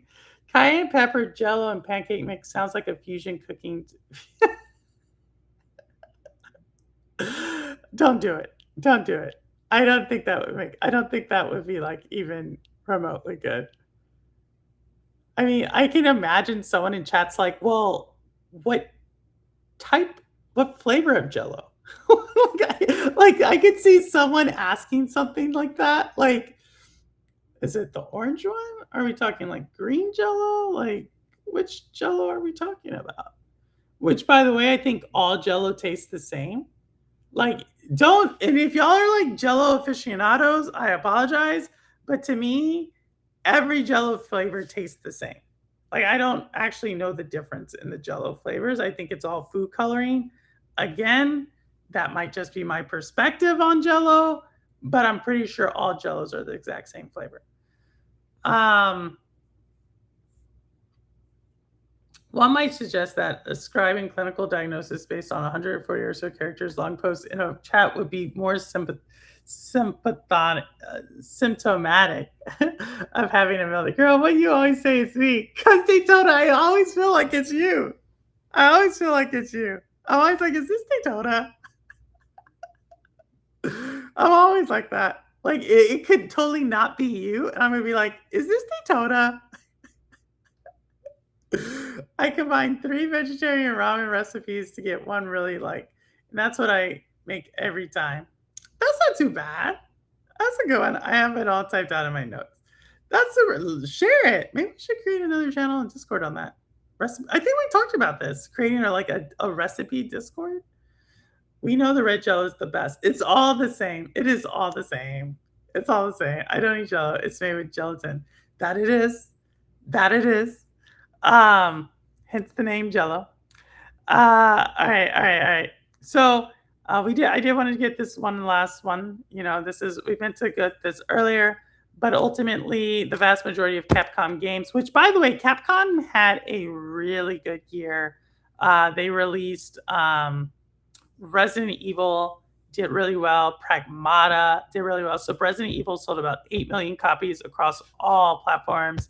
Pragmata, which released not too long ago, is up to like around 2.5, almost 3 million copies. So most likely we will get maybe another Pragmata. That's actually really good in today's world, given it's a new IP. 3 million copies on that front. Then they're doing fairly well with a couple of other, not Kunitsigami, but the one they're coming out with coming up, which is... Oh, what is that game coming up? It's coming up in September. There's a game coming out. So yeah, so they have that one coming out as well relatively soon. Mushu.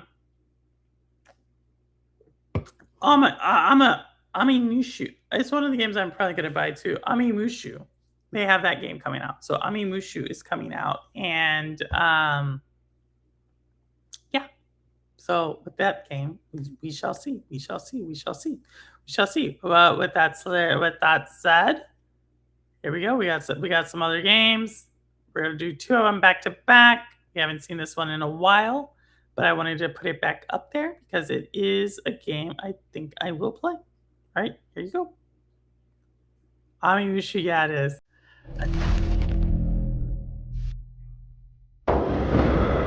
When cornered by the shadows, seek out areas bathed in light and use it to protect yourself from what lurks in the dark. Sometimes light can reveal new paths.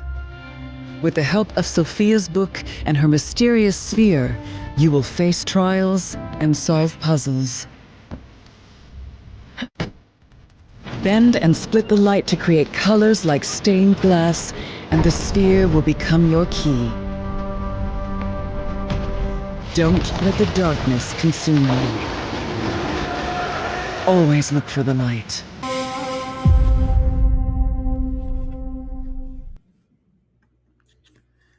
So that is Plague Tale. I'm interested to see what the story is on this one. Um, it's a totally different character. I'm interested in a lot of stuff later this year. But this one, I'm like, what is going to be the story? It looks like it has the puzzle stuff. It's Focus Entertainment. I'm a big fan of Focus Entertainment. So yeah, more to come on that one. Also, we have a little bit thing right here. Another story, 1600 legal battle ends to attain rights to 1666 Amsterdam from Ubisoft. So if you want to know more about what this game looks like, you're in luck. So this has been a battle that's been going on for a while. But the developer here has been fighting to try to get his rights back for the game. He finally got them back. And if you want to see what the entire fight about, trying to fight Ubisoft to get these gaming rights back, here we are. Here is 1666 Amsterdam.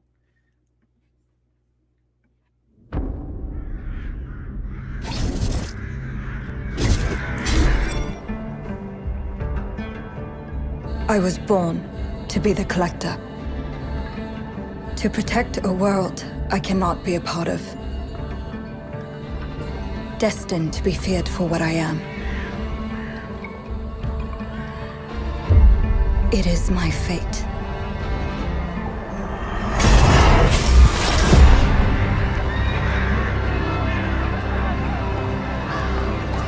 I have devoted my life to facing them.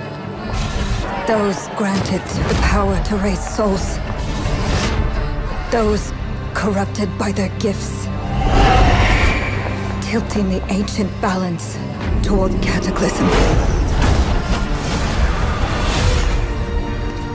But at last, their debt is due.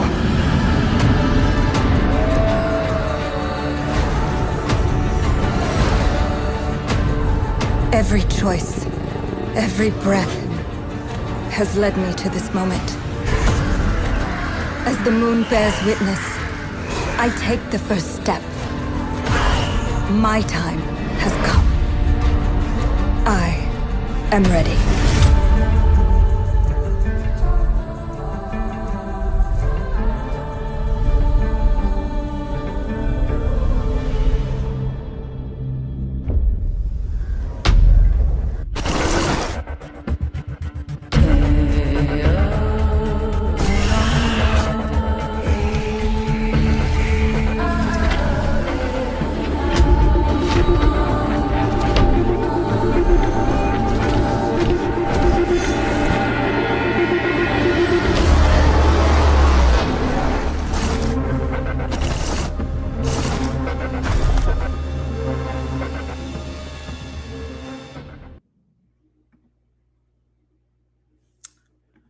So that's 1666 Amsterdam. Sounds like a address in New York City. Someone tell me, what is that 1666 Amsterdam Avenue? Because I feel like I've been to 1666 Amsterdam Avenue. I don't know why. I feel like I have. But anyway, that's 1666 Amsterdam. Is this the game that was supposed to be like the Assassin's Creed game that takes place with witches? Because I swear there was, like, when I first saw this trailer, I was like, is this that game? Is that a totally different game? It looks like it could be that game. Um, but yeah, I haven't somewhat crushed on her. I can't, like, wait, what is a honey? What is a honey? Like a honey pot. Did you said that right? She's a honey? Or hunty? What did you call her? I would have to see what you call Marcus. What did you call her? You said something. The witch is a honey, a hunty, honey. Also, I love congregate.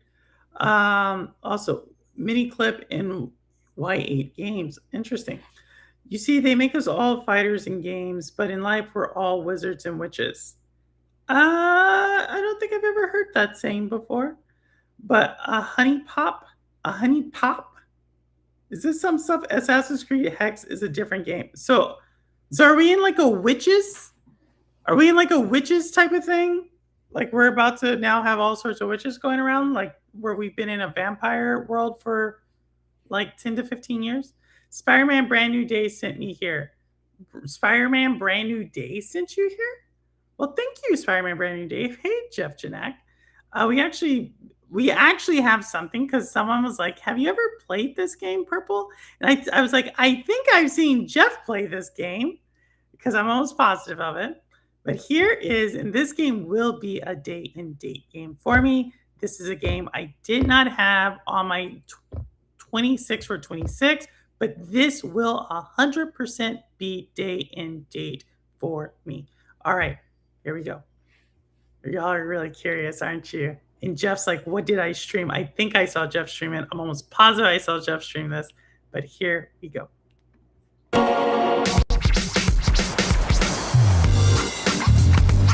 With endless days of perfect weather and unbeatable views, one trip to the West Coast will have you relaxing and saying, dude, and surf's up in no time. Here, the automobile reigns supreme, and there's no better way to explore than by cruising with the top down. You'll want to set aside some time to soak up some sun. Maybe even squeeze in an impromptu workout on the beach.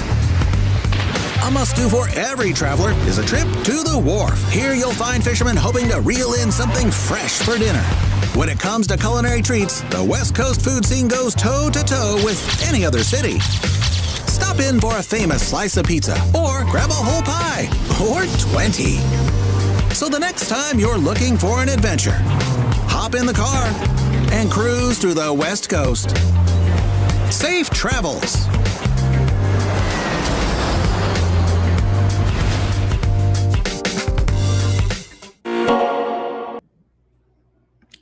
So that is Crazy Taxi. I'm pretty sorry I saw Jeff Janak play this. Crazy Taxi, wow, Hunkalicious. Oh my goodness. Yes. Oh, you know that's what he calls you. But I haven't heard Hunkalicious in a while. I hear it every single time he sees you. But yeah, that is Crazy Taxi. So I thought it was kind of cool. It's one I think I'll like because I saw Jeff play it and it looked like something I could go in and just like melt some time away.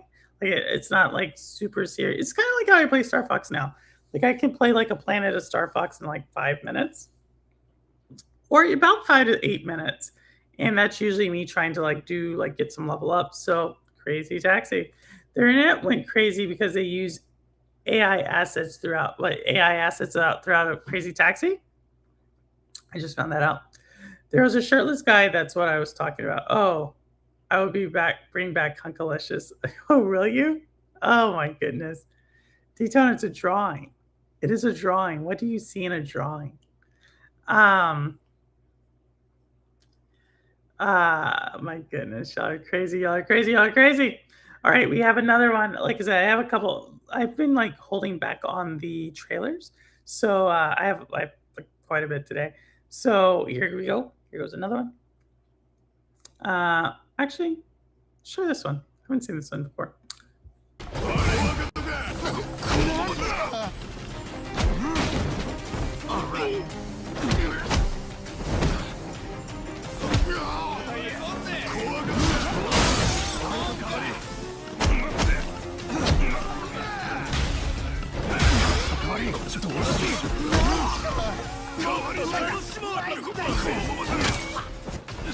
Come on. Better keep moving.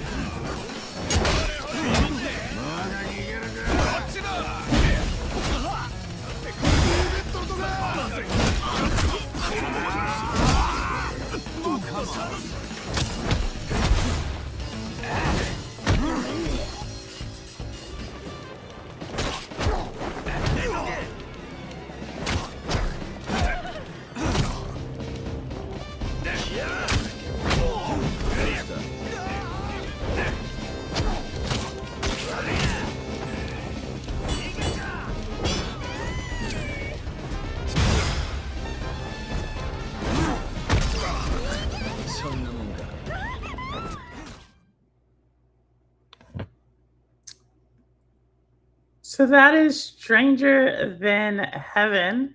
Kind of violent there. I'm interested to see if it has a story to it. But Stranger Than Heaven, for you all who like to go around murdering random people. All right. Yeah, I did just find out about the crazy taxi because I don't keep up with stuff. You know me, I don't keep up with it. Like I'm just here. All right, here we go. Here goes. Which one do you want? These are both. We got two that are both the second iteration of the thing. So let's go with this one.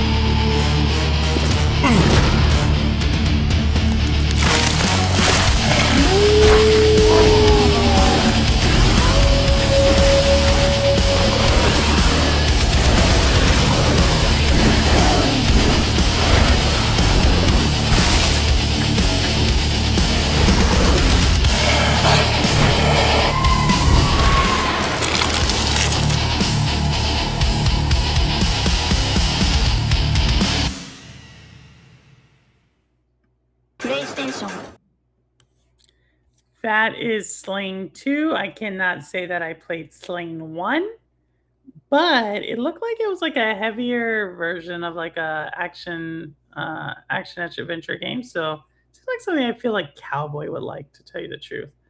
Um Hopefully no Souls like. It seemed more like actiony. Like it just, I don't know, it seemed more bulky. So social media pages showed off crazy taxi merch on their Twitter or something. In the pics they used for merch had AI artifacts all over. People were rightfully irritated. I feel like what does an AI artifact look like? Is it like the picture was produced by AI? Like the drawing was AI?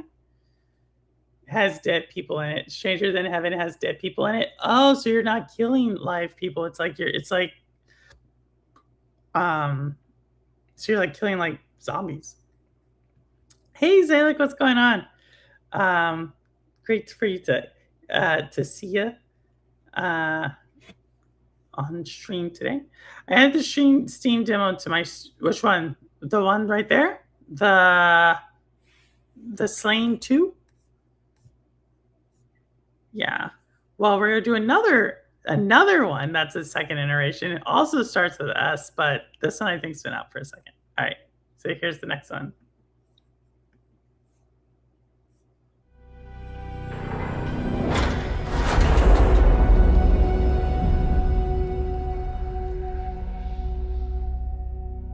Hello? Hello, this is Skiff, right? Depends who's asking. You don't know me. I'm just starting out as a stalker. There's a lot of rumors about the zone on the mainland, but it looks like so many things have changed for the better. Even some new places have been discovered. And now there's a way into the Iron Forest. I'm just not sure I'll make it there. If you want to know, walk your own path. See it for yourself.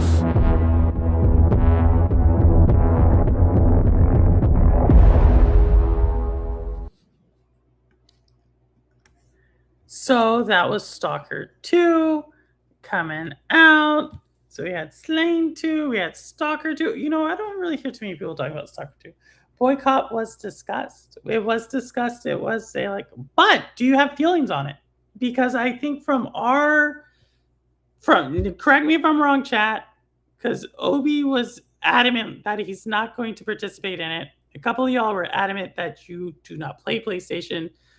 Crow, who is he's a participating in the boycott, but he's not actively participating in the boycott. And mostly has to because he doesn't play console anymore. Same with Roster, who doesn't play PlayStation anymore. But Zalik, let us know if you're a participant in it. That's different. We did not have that point of view in chat. So I would be open to the conversation. I think my ultimate thing is I don't know how effective it's going to be. I got that story I think on Monday or Tuesday, and I totally forgot about it until today.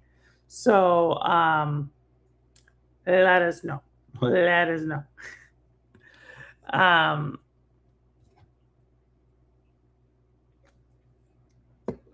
So yeah.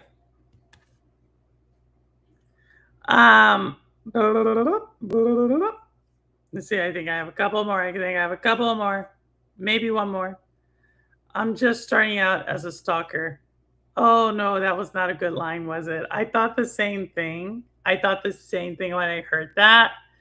And I was like, I hope no one catches that. But yeah, he did say that in the line. I'll be making my brother participate in the boycott. Will you? All week? Sounds crazy. It's how we've been boycotting Sony for 20. Yes, they have. I bought Sony Walkman back in the day. Oh my goodness. Froster cannot stand Sony. Right, we have another one. Here we go. All right, we're gonna come back to Zalix after this trailer. All right.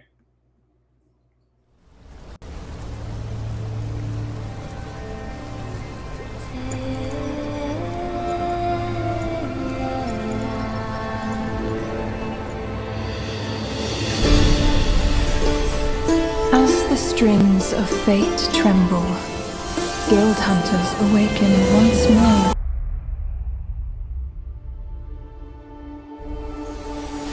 Will you return triumphant, or become another offering?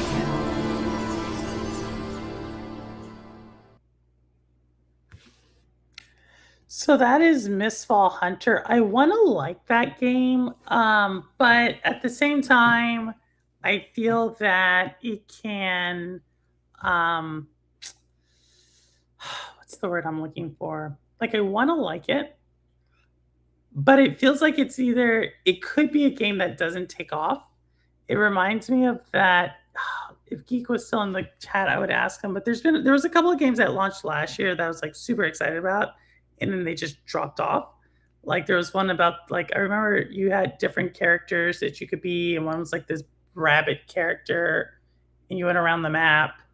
It wasn't a rabbit; it was like a person, but they had like a helmet. It was like sci-fi game. I don't know, but it reminds me of that, and so I want to like it though. I'm going to try it this weekend. Oh yes, okay. Let us know how you like it. Let us know how. Not a PvPer, but I'll check it out. Let us know how you like it. Yeah, I downloaded it when I was transferring some Laserdisc to digital. That's crazy. I have not heard that in a while. I watched Cowboy play a bit of that yesterday. Did he? Oh, I missed it. I've been so out of it.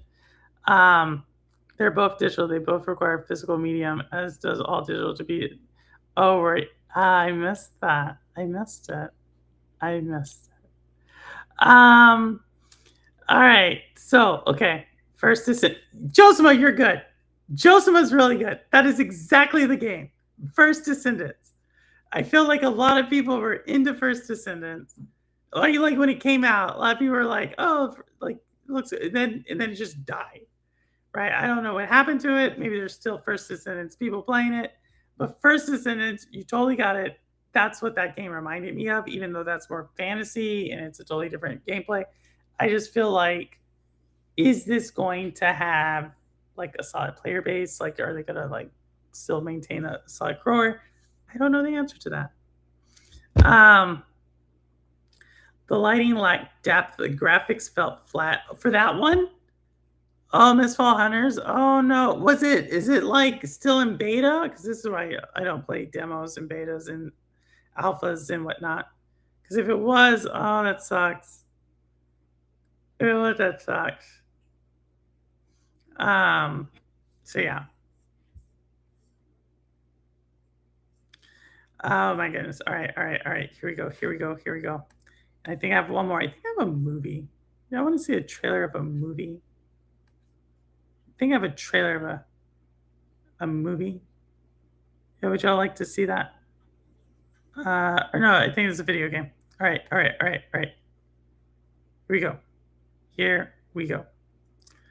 It's on Game Pass. You're loving that Game Pass. Love it. Love it.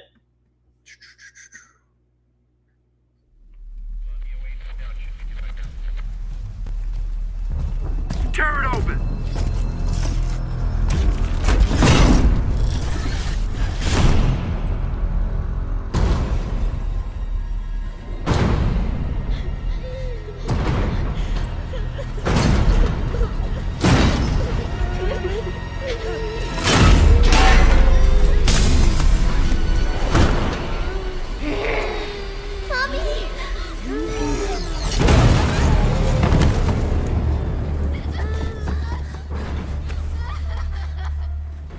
I'm scared, Mommy. Please. Hush now. It's going to be okay. The demon is here. It's the demon. It's the demon.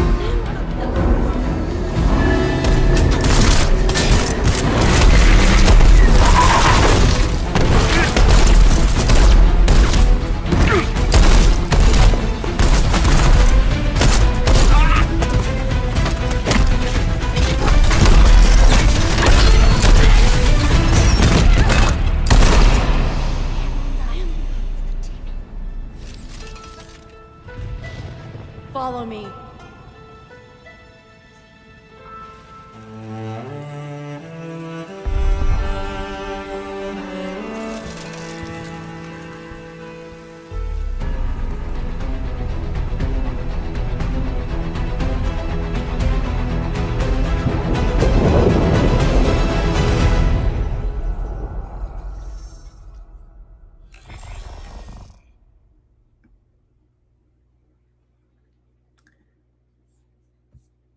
So, if that reminded you a little bit of like a Detroit Become Human situation, I don't know. Maybe it is. From what I remember playing Zalek, it was giving me some Detroit Become Human vibes. No, maybe not. Um, but I hear what y'all are saying. Neos was complaining that some game was running bad on PC. Well, y'all know what I think. But it ran well on PS Pro. Well, they run a well on PlayStation, just regular PlayStation. PlayStation Pro is kind of up there. It's kind of expensive, but again, simplicity for the win. But some people are going to want to spend tons of money on a PC, and they should be able to. Weren't hella people mad about this game saying it was woke? Probably. So the thing about this game, y'all are wondering why we have a little bit more details on the game. So this is actually why I showed it. And this is it was supposed to be like Cyberpunk. Troy Baker was working on it, and it got hit with massive layoffs because there were some of the financial backers pulled out. So again, a game that was supposed to potentially do really, really well. Unfortunately, it's getting hit. Like, hopefully they can still get it over the finish line. Seems like they had an amazing, what do you call that? Cinematic trailer. But yeah, I don't know if we'll ever see the Detroit Come Human / Cyberpunk game, unfortunately. Did we discuss Killer Queen Black coming back from the Stadia graveyard and being free to play? We did not. We did not. But to Jeff's point, Killer Queen Black, the Stadia was it a Stadia exclusive? Killer Queen Black, the Stadia exclusive, is now free. You can download it on Steam, which is really cool. It was part of the. If you don't know what Killer Queen Black is or was, I guess it is. It is like it's like a game where you're like a hornet, and you kind of has different types of modes. I remember it was part of the cloud gaming Stadia championships, and I went up against Cloudy V. It was one of the things that was one of the challenges that I went up against Cloudy V on, and I was getting extreme lag on it, and he beat me. So, but I won the overall round. I remember that. Great memories, Jeff. Um, just like to complain, they complain about woke just to complain. It does feel, but feels like that. However, um, y'all know how I feel. Y'all know how I feel.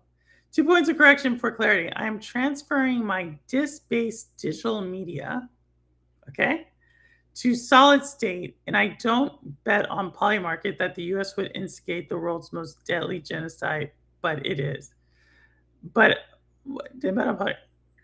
Oh my goodness, Marcus is coming out with the very heavy stuff. Detroit Become Human is so good.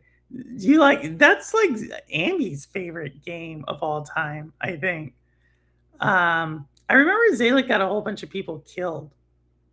Like Zalek got like a whole bunch of like I think Zalek got like the second to worst ending in the game. I watched that one too. People complain about Bo, but when I'm out and about, F people up. They don't want any of the real. So I don't think they should get into it and chill the F out. Okay. Interesting. Marcus has some feelings on the woke. I feel like woke is producing a emotion in chat right now. It was good fun. Yes, I got the second worst. Cindy, I thought it was the same. It wasn't the worst, right? Ambi told us it was the second worst. I remember that. I have a sealed Switch copy of Killer Queen. Only got it for collecting since they Wait, Killer Queen was on Switch? Well, that ruins the Stadia exclusive. I didn't know that. Killer Queen Black is on Switch? No. Hey, yeah, Emmy loves the Detroit Become Human. I didn't know y'all didn't know that. Emmy loves it. But yeah, Detroit Become Human. Emmy loves it. But thinking about Killer Queen Black, are y'all serious? Killer Queen Black's on Switch?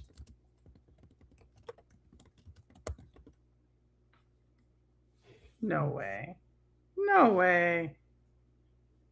It is. What the? It actually is. This game is $50 on Switch? Oh my goodness. I had no idea. Well, there you go. It's free on Steam. It's $50 in physical. How about that? Take that, Jeff. Can you play Killer Queen Black physical on Steam? I didn't think so. That's why you're willing to pay $50 for it. Was not I thought it was. Which I had the only Stadia esport team was on PC. I thought it was. So now I no longer represent it now. I no longer am as invested in Killer Queen back, knowing that it wasn't a Stadia exclusive. Yeah, no worries, Roster. We're gonna probably shut down here in 6 minutes. Well, it was on Steam and then they pulled it, but you would have to ask Jeff for sure on that. So they pulled it, but yeah. But yes. But so to wrap up with everybody, just in case you missed it, there is a boycott for PlayStation sometime next month that it seems like some people are trying to support, and I'm always down for people who want to support it. Sub-Zero, damn, 50. It is 50. It is 50 Sub-Zero.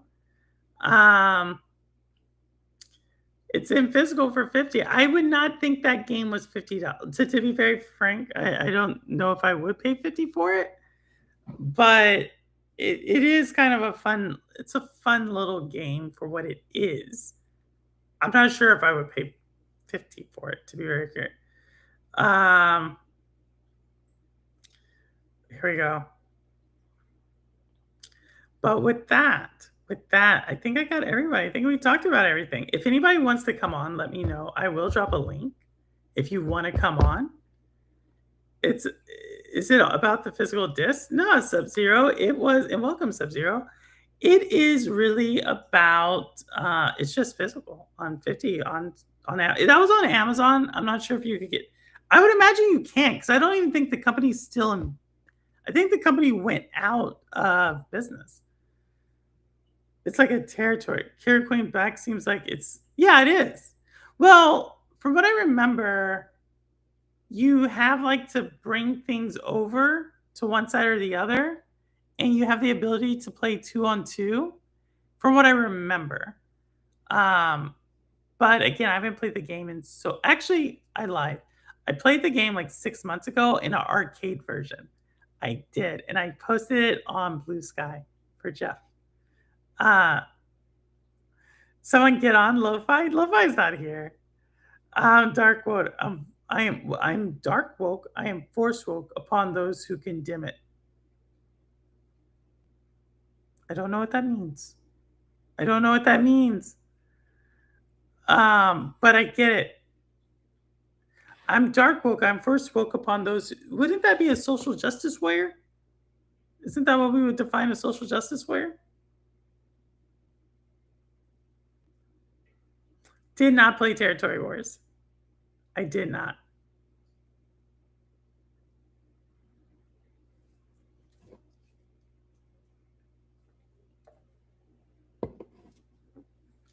All right, here we go. Here we go. Here. I think that's it. Let me just make sure. I don't want to, like, someone told me like I've been missing out. I have had trailers in the past that I did not play. So I want to make sure today I was like really focused on trying to get all the trailers out. So let me make sure I got them all. Slang 2, Stalker 2, Stranger Than Heaven. Yeah, I got them all. Crazy Taxi, I got them all. I got them all. I got them all. Perfect, perfect, perfect, perfect. If you didn't film you playing in the arcade, then it never happened. I took a picture of it. And I don't think you will see me filming for that one. But I did take a picture of it. So that exists. Doesn't that count for something? But yeah. All right, y'all. It is, my battery is almost out for the computer. Thank you all so much for coming by. I am going to try to get the studio up. I know I've been saying that, but I am actually getting more energy. So we shall see. But with that said, I don't care where you game, how you game, why you game, what you game on, how long you've been gaming. As long as you're gaming, you're good with me. And as always, this is Purple Haze, and the proof is in the plane. All right, take care, y'all. I will see you all on the next one. All right, later.